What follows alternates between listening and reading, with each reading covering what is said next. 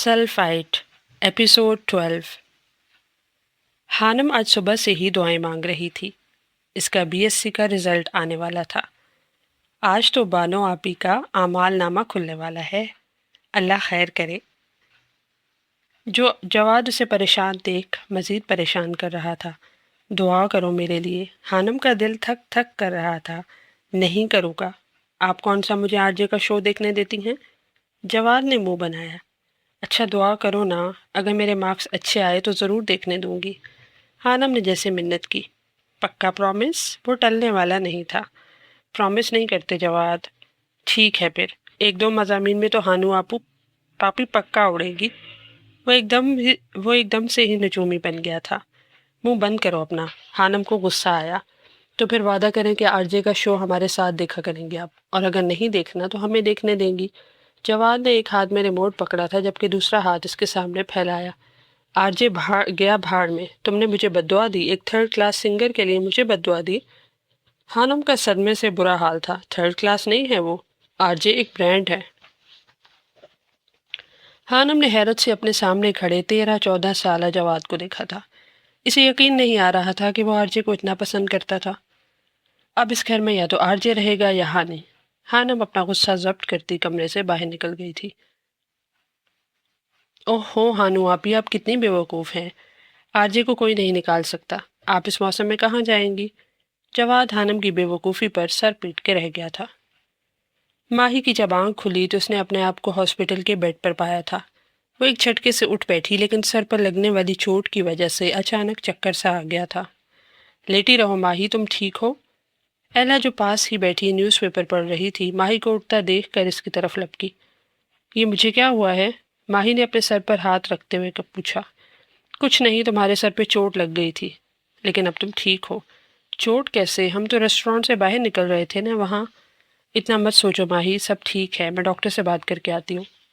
उन्होंने कहा था कि होश में आते ही तुम्हें डिस्चार्ज कर दिया जाएगा। एला इसका हाथ थपथपाते बाहर निकल गई थी, जबकि माही नासमझी से इसे बाहर जाता देख रही थी। Hello miss Jordan. एला ने हॉस्पिटल की राहदारी में रखी कुर्सी पर बैठे जॉर्डन को पुकारा। जॉर्डन ही वो शख्स था जिसकी वजह से माही को चोट आई थी। न जाने इसने अपना बैग में ऐसा क्या डाल रखा था जिसके लगने की वजह से माही का सर फट गया था। वो अपनी ही धुन में बैग को घुमाते हुए रेस्टोरेंट के अंदर दाखिल हो रहा था। जब बाहर निकलती माही के सर से वो भारी वजनी बैग टकरा गया था। क्या इन्हें होश आ गया है? एला के बुलाने पर वो इसकी तरफ लपका। हाँ माही को होश आ गया है, लेकिन अगर इसे कुछ हो जाता तो मैं तुम्हें हरगिज़ न छोड़ती। एला ने खूनख्वार नज़रों से इसे घूरते हुए कहा था। तो अब मैं जा सकता हूँ? जॉर्डन ने सवालिया नज़रों से देखा। जब तक वो डिस्चार्ज नहीं हो जाती तुम कहीं भी नहीं जा सकते, और अभी तुम्हें माही से माजरत करनी चाहिए। वॉट? वो हैरान हुआ। जी बिल्कुल, या मैं पुलिस को कॉल करूँ? एला इस वक्त काफ़ी संजीदा थी। वो इस हालत में तुम्हारी वजह से है। न जाने तुमने इस मनहूस बैग में क्या डाला हुआ था। एला ने इसके बैग को इशारा करते हुए कोसते हुए कहा, जो जॉर्डन ने कंधे पर डाल रखा था। जॉर्डन बुरा फंसा था। वो पुलिस से नहीं डरता था, लेकिन रेस्टोरेंट के बाहर बेहोश होती माही और इसके सर से निकलते खून को देखकर वो एकदम घबरा गया था। ठीक है, मैं इससे बात कर लेता हूँ। बिल मैंने अदा कर दिया है। वो एले से कहता कमरे की तरफ बढ़ गया था।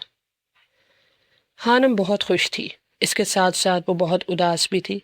खुश इसलिए थी कि वो बहुत अच्छे ग्रेड से पास हुई थी, अलबत्ता उदास होने की वजह काफ़ी संजीदा थी।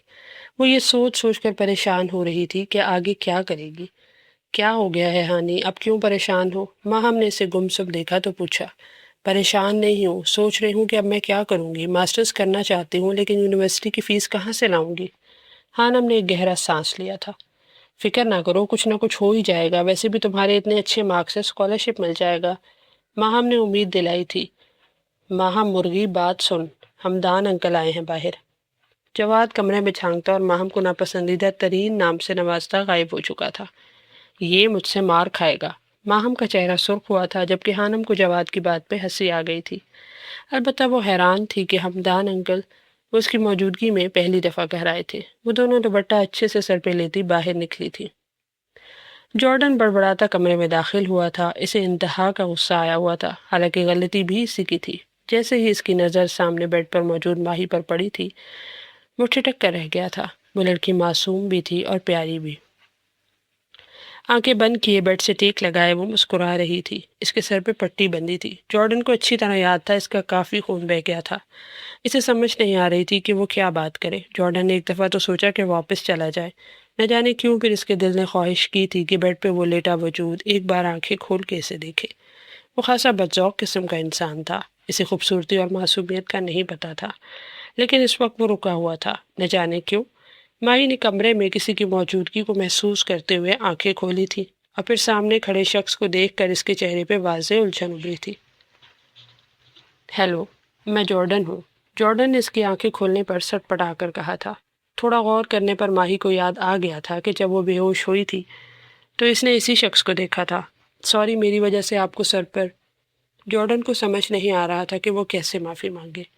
جی، انہی جناب کی بدولت تم اس وقت یہاں موجود ہو، ایلا نے کمرے میں داخل ہوتے ہوئے کہا تھا۔ اس نے اپنا بھاری وزنی بیگ تمہارے سر پہ مارا تھا۔ ایلا کی بات پر ماہی نے حیرانی سے جارڈن کے کندھے پر لٹکے بیگ کو دیکھا تھا، جبکہ جارڈن کا دل کر رہا تھا کہ اب وہ اسی بیگ سے ایلا کا سر پھاڑ دے، لیکن اسے دیر ہو رہی تھی۔ اسے جلد اپنی مطلوبہ جگہ پر پہنچنا تھا۔ اٹس اوکے مسٹر جارڈن، ہو جاتا ہے، ماہی نے نرمی سے کہا، جبکہ وہ دونوں حیران ہوئے تھے۔ جارڈن کو اندازہ نہیں تھا کہ وہ اسے معاف کر دے گی۔ اگر نہ بھی کرتی تو وہ اس کا کچھ بگاڑ نہیں سکتی تھی، لیکن وہ سچ میں حیران ہوا تھا۔ ماہی کے چہرے پر شفیق سی مسکراہٹ تھی۔ کمرے میں ڈاکٹر داخل ہوا تھا اور اب وہ ماہی کا چیک اپ کر رہا تھا۔ ایلا غصے سے بڑبڑا رہی تھی۔ جارڈن کو جب اپنا آپ وہاں اضافی لگا تو وہ خاموشی سے وہاں سے نکل آیا تھا۔ وہ تیز سے قدم اٹھاتا باہر کی جانب بڑھ رہا تھا۔ اسے اچھے سے یاد تھا کہ اس وقت اینتھنی اس کا انتظار کر رہا ہوگا۔ ماشاء اللہ، تمہاری بیٹیاں تو بہت پیاری ہیں آسی، حمدان نے اپنے سامنے میز پر چائے رکھتی خانم کو دیکھ کر کہا تھا۔ اتنی زبردست کامیابی پر بہت بہت مبارک ہو بیٹا۔ انہوں نے خانم کے سر پہ ہاتھ رکھا تھا۔ خانم کو ایک دم شفقت کا احساس ہوا تھا۔ میں بھی ماہین سے مل کر آیا ہوں ابھی کچھ دن پہلے، بزنس ٹور تھا، معذرت کرتا ہوں اتنے دنوں سے خیریت پوچھنے نہیں آیا، وہ چائے کا کپ اٹھاتے ہوئے کہہ رہا تھا۔ خانم کو حیرت ہوئی کہ اتنا بڑا آدمی کیسے عام لوگوں کی طرح ان کے گھر میں موجود تھا، اور تو اور اوپر سے معذرت کر رہا تھا۔ گرے رنگ کی پینٹ پہ سفید شرٹ اور گرے ہی کوٹ پہنے وہ شخص انتہا کی شاندار شخصیت کا مالک تھا۔ عمر 50 کے قریب تھی، لیکن وہ 40-45 سے زیادہ کا نہیں لگتا تھا۔ کیسی ہے آپ کی بیٹی؟ چھوٹی ہوگی نا وہ تو، کیونکہ میری شادی کے بعد ہی آپ کی شادی ہوئی تھی نا۔ آسیہ بیگم اپنے 20-22 آسیہ بیگم اب 20-22 پہلے کی طرح اسے تم نہیں بلا پا رہی تھی۔ وہ اب کافی روبدار شخصیت کا مالک بن گیا تھا۔ ان کی بات سن کر ایک پل کے لیے سیٹھ حمدان کے چہرے کا رنگ پھیکا پڑا تھا۔ ہاں وہ ٹھیک ہے، وہ ہنس دیے تھے، ٹوٹی پھوٹی سی ہنسی۔ وہ ناکردہ جرم کی سزا آج تک بھگت رہے تھے۔ انکل آپ کی بیٹی پیرس میں پڑھتی ہے؟ ماہم نے اشتیاق سے پوچھا تھا۔ جی، حمدان صاحب نے جواب دیا تھا۔ پھر تو بہت پیاری ہوگی، ماہم بڑبڑائی تھی۔ اسے ماہین حمدان کو دیکھنے کا تجسس ہو رہا تھا۔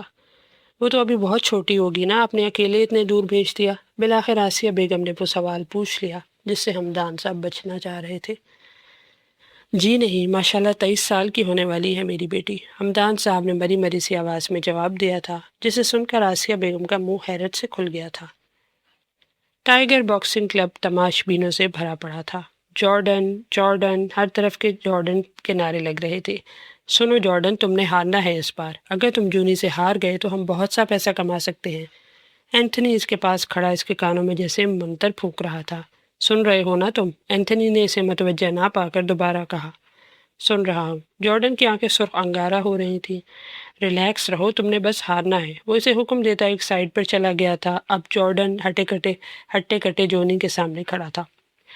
جیسے ہی سیٹی کی آواز گونجی، جونی اس کی طرف لپکا تھا۔ وہ اب بری طرح ایک دوسرے پر وار کر رہے تھے۔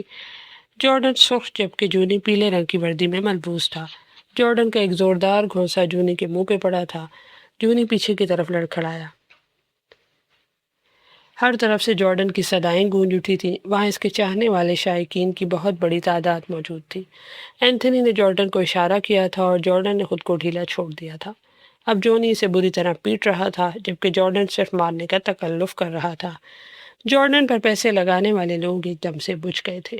جونی نے ایک زوردار مکہ جارڈن کے منہ پہ مارا تھا۔ جارڈن کے منہ سے خون نکل آیا تھا۔ جیسے ہی جارڈن کی نظر اپنے خون پہ پڑی، اس کی آنکھوں میں ریسٹورانٹ کے باہر نیچے گرتی ماہی کا سراپا گھوم گیا، جس کے سر سے خون بہہ رہا تھا۔ جارڈن کا دماغ ایک دم گھوما تھا۔ وہ کسی خونخوار جانور کی طرح جونی کی طرف بڑھا تھا۔ جارڈن نو، نو جارڈن، اینتھنی جارڈن کے بدلے ہوئے تیور دیکھ کر آہستہ سے بڑبڑایا تھا، کیونکہ وہ جانتا تھا اب جونی کی خیر نہیں۔ وہ ہارنے کے ساتھ ساتھ اپنی ہڈیاں بھی توڑوانے والا تھا۔ اینتھنی سر پیٹ کر رہ گیا تھا۔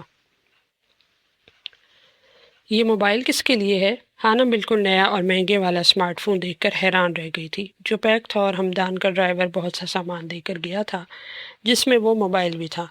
یہ تمہارا گفٹ ہے تمہارے اچھے گریڈز کا، ماہم نے بتایا تھا، جبکہ ہانم تو حیرت زدہ سی اس پیک موبائل کو دیکھ رہی تھی جس کی اسے بہت ضرورت تھی، لیکن اسے سمجھ نہیں آ رہا تھا کہ اسے رکھنا چاہیے یا نہیں۔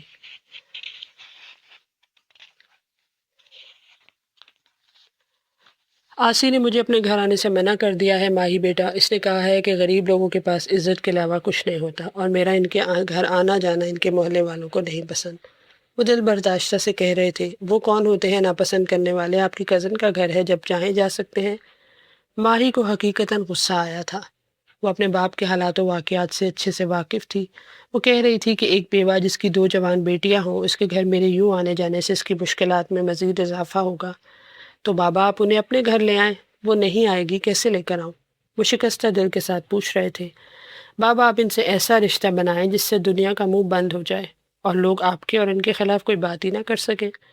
مائی کی بات پر سیٹھ ہمدان بری طرح چونکے تھے۔ اوکے بابا، مجھے کام ہے، میں کچھ دیر بعد کال کرتی ہوں آپ کو۔ ماہی فون بند کر چکی تھی، مگر وہ سیٹھ ہمدان صاحب کو گہری سوچ میں ڈال گئی تھی۔ اماں یہ مہنگا موبائل ہے، میں کیسے رکھ سکتی ہوں؟ وہ آسیہ بیگم کے پاس کھڑی تھی۔ خود ہی تو کہہ رہی تھی کہ تمہیں بہت ضرورت پڑتی ہے۔ ہاں ضرورت ہے، لیکن انہیں کس نے بتایا؟ ہانم کو اچھا نہیں لگ رہا تھا۔ وہ ایک خوددار لڑکی تھی، پہلے ہی ہمدان صاحب ان کے لیے بہت کچھ کر رہے تھے، اور اب اوپر سے وہ الجھ کر رہ گئی تھی۔ میں نے تو نہیں بتایا، انہوں نے اپنی مرضی سے بھیجا ہے۔ نہیں رکھنا تو ٹھیک ہے، واپس کر دیں گے۔ آسیہ بیگم نے صاف بات کی۔ امی انکل کو برا لگے گا، انہوں نے اتنے پیار سے تحفہ دیا ہے، اور ہانی تمہیں اچھی طرح سے پتہ ہے کہ تحائف واپس کرنا اچھی بات نہیں ہے۔ ماہم نے سمجھداری کی بات کی تھی۔ ویسے اگر تم نے نہیں رکھنا تو مجھے دے دو، ماہم نے شرارت سے کہا تھا، جبکہ ہانم اسے گھورتی ہوئی اندر چلی گئی تھی۔ انکل اتنا مہنگا گفٹ دینے کی کیا ضرورت تھی؟ وہ ہمدان صاحب کا نمبر ملایا اب ان سے بات کر رہی تھی۔ کیوں بیٹا، پسند نہیں آیا آپ کو؟ انہوں نے پریشانی سے پوچھا۔ نہیں انکل، ایسی بات نہیں ہے، لیکن کیا بیٹا؟ کل کو آپ یونیورسٹی جائیں گی، آپ کو بہت ضرورت پڑنے والی ہے۔ یونیورسٹی کا نام سن کے ہانم کے دل میں حسرت ابھری تھی۔ اب وہ کیا کہتی کہ وہ لوگ اتنا کچھ افورڈ نہیں کر سکتے تھے۔ انکل پتہ نہیں یونیورسٹی جانا بھی ہے یا نہیں، اگر قسمت لے گئی تب لے لیتی نا۔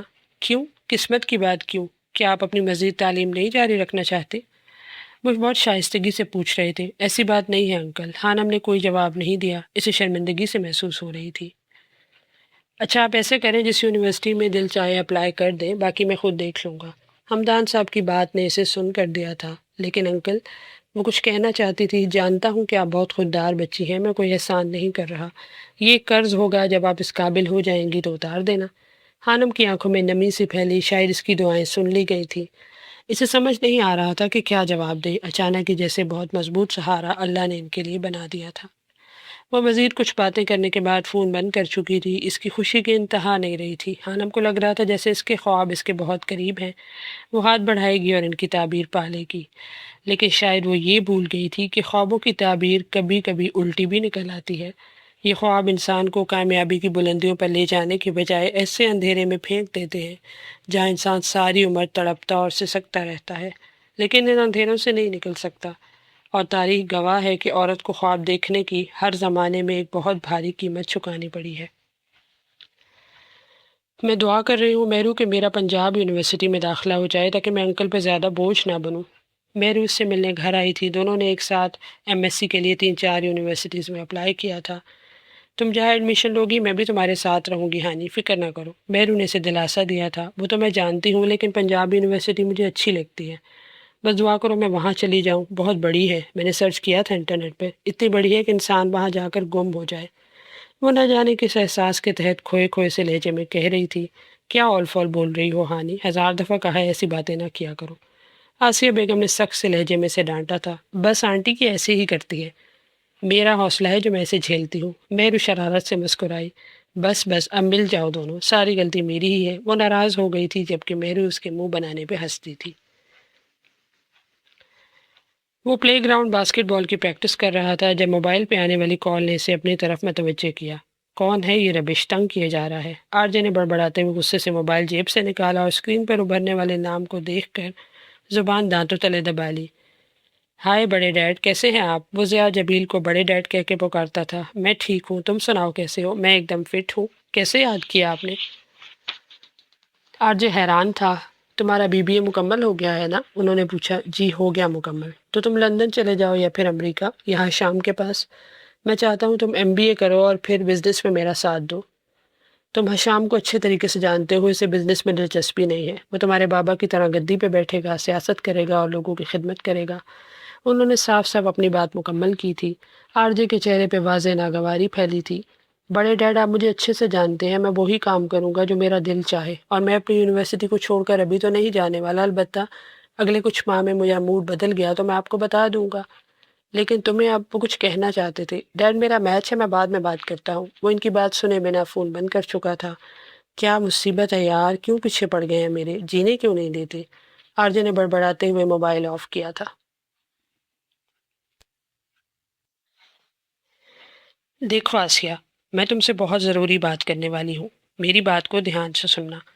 زبیدہ آپا آج پھر ان کے گھر حاضر تھیں۔ خانم کو کچھ غیر معمولی سا محسوس ہو رہا تھا۔ یہ پھر آ گئی لوگوں کی برائیاں کرنے، ماہم نے ناگواری سے کہا تھا۔ مجھے تو کچھ ٹھیک نہیں لگ رہا۔ خانم کا دل نہ جانے کیوں ڈر رہا تھا۔ جی جی آپا بولے، آسیہ بیگم نے متوجہ ہوتے ہوئے کہا تھا۔ ارے شکر ادا کرو آسیہ، میں تمہاری بیٹی یعنی اپنی ہانی کے لیے رشتہ لائی ہوں۔ خانم تو ان کی بات سن کے دھک سے رہ گئی تھی۔ رشتہ؟ لیکن میں نے تو آپ سے نہیں کہا تھا۔ آسیہ بیگم حیران تھیں۔ اسی لیے تو کہہ رہی ہوں کہ شکر ادا کرو، گھر بیٹھے اللہ نے تمہاری سن لی۔ شاید اللہ کو یتیم بچی پہ ترس آ گیا، اس نے خود ہی راستہ آسان کر دیا۔ زبیدہ آپا کی بات سن کر خانم کے اندر چھن سے کچھ ٹوٹا تھا۔ یتیمی اور غربت ان کے لیے گالی بن کر رہ گئی تھی۔ لگتا ہے یہ اس دن والی عزت بھول گئی ہیں جو آج دوبارہ کرنی پڑے گی۔ ماں نے رسالہ ایک طرف رکھا اور بیڈ سے نیچے اتر کر جوتے پہنتے ہوئے کہا تھا۔ میں کچھ سمجھی نہیں آپا، کس کا رشتہ؟ طارق کو جانتی ہو؟ یہ جو دوسری گلی میں رہتا ہے، اس کا رشتہ لائی ہوں۔ اس کے گھر والے دل و جان سے قبول کرنے کو تیار ہیں اپنی بچی کو۔ کیسی باتیں کر رہے ہیں آپا آپ؟ وہ طارق محلے کا سب سے بدنام لڑکا ہے، اب اس کے لیے میری ہانی کا رشتہ؟ آسیہ بیگم تو صدمے سے دنگ رہ گئی تھیں، جبکہ طارق کا نام سن کر خانم کا دماغ گھوما تھا۔ وہ ایک انتہائی گھٹیا قسم کا لڑکا تھا۔ وہ جب بھی کالج یا اکیڈمی جاتی تھی اکثر چوک پہ کھڑا ملتا تھا، پان چباتا، گندے دانت، اور خانم کو اسے دیکھ کر گھن آتی تھی۔ وہ اسے دیکھ کر منہ چھپا لیتی تھی۔ ارے کیا ہو گیا؟ دیکھا بھالا لڑکا ہے، اور ویسے بھی کون لیتا ہے آج کل غریب اور یتیم بیٹی کا رشتہ؟ وہ تو بھلا ہو اس طارق کا جو اس نے خود رشتے کی بات کی ہے۔ کتنے پیسے دیے ہیں اس لفنگے نے آپ کو جو آپ یہاں اس کا رشتہ لینے آ گئی؟ شکل دیکھی ہے اس نے اپنی؟ میرا بس چلے نا تو جوتی ماروں اس کے منہ پہ۔ ماں ہم زبیدہ آپا کے سامنے آ کر ایک دم پھٹ پڑی تھی۔ زبان سنبھال کر بات کرو لڑکی، اپنی اوقات دیکھی ہے تم لوگوں نے؟ گھر آئی رحمت کو ٹھکرا رہے ہو۔ زبیدہ آپا تو بھڑک اٹھی تھی۔ ہم لوگ اپنی اوقات اچھے سے جانتے ہیں، اوقات تو آپ دکھانے پہ آئی ہیں۔ اپنے 4 پیسے لے کر دین ایمان بیچ کر ایک گھٹیا لڑکے کو نیک اور شریف بنا رہی ہیں۔ ماہم کا غصہ 7ویں آسمان کو چھو رہا تھا۔ ایسا ہی کچھ حال خانم کا بھی تھا، لیکن وہ شوق تھی۔ مام تو چپ کر اور اندر جاؤ۔ دیکھیں زبیدہ آپا، مجھے ابھی شادی نہیں کرنی اپنی بیٹیوں کی، اور نہ ہی مجھے یہ رشتہ قبول ہے۔ جب کرنا ہوگا میں آپ کو بتا دوں گی۔ آسیہ بیگم کی بات سن کر خانم کی روح تک سکون اتر گیا تھا۔ ارے شادی نہ صحیح، منگنی تو کر لو، سہارا ہوگا ایک۔ ویسے بھی اکیلی لڑکیوں کا یوں باہر آنا جانا اچھا نہیں ہوتا۔ انہوں نے خانم کے کالج اور شام کو اکیڈمی جانے پہ تانا مارا تھا۔ آپ اٹھیں اور نکلیں ابھی ہمارے گھر سے، ہمیں کوئی منگنی شنگنی نہیں کرنی۔ ماہم نے آگے بڑھ کر باہر کا دروازہ کھولا تھا۔ زبیدہ آپا کا منہ اس عزت افزائی پر غصے سے سرخ ہو گیا تھا۔ اچھا نہیں کیا تم نے آسیہ، بہت برا کیا، وہ آسیہ بیگم سے کہہ رہی تھی۔ اپنے گھر جا کر سوچیے گا، اچھا کیا برا؟ برا کیا؟ بس ہمارے گھر سے جائیں۔ ماہم کے کہنے پر وہ ان سب کو، اور خاص طور پہ خانم کو جو ابھی کمرے سے باہر نکلی تھی، گھورتی جا چکی تھی۔ پتہ نہیں کیسے کیسے لوگ ہیں، منہ اٹھا کر آ جاتے ہیں۔ دروازہ بند کر کے ماہم بڑبڑاتی واپس اپنے کمرے میں چلی گئی تھی، جبکہ خانم نے آسیہ بیگم کو گہری سوچ میں ڈوبا دیکھ کر ایک ٹھنڈی آہ بھری تھی۔ یا اللہ پاک رحم کر ہم پر اپنا، وہ نم آنکھوں سے دعا کر رہی تھی۔